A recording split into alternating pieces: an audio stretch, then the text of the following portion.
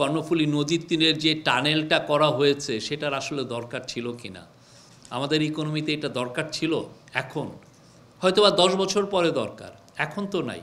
এখন দেখেন আমরা এটার যে গ্রিন সার্ভিসিং করার যে টাকাটা লাগতেছে সেই জায়গার টাকাটাই আমরা তুলতে পারতেছি না, এটার যে রেভিনিউ হচ্ছে, কারণ ওই পারে তো কিছু নাই। ওই পারে আনোয়ারা উপজেলা, ওই পারে আনোয়ারা উপজেলা হচ্ছে সাইফুজ্জামান চৌধুরী জাভেদের উনি ওইখানে যাওয়ার জন্য নিজের প্রয়োজনে এটা করেছেন। আপনারা এটার পিছনে কাহিনী দেখেন কে এই প্রজেক্টটা নেওয়ার পিছনে ছিল, এবং ওইখানে 450 কোটি টাকার দিয়ে একটা 7 স্টার হোটেলও বানিয়ে রেখেছেন। এখন ওইখানে কে যে থাকবে?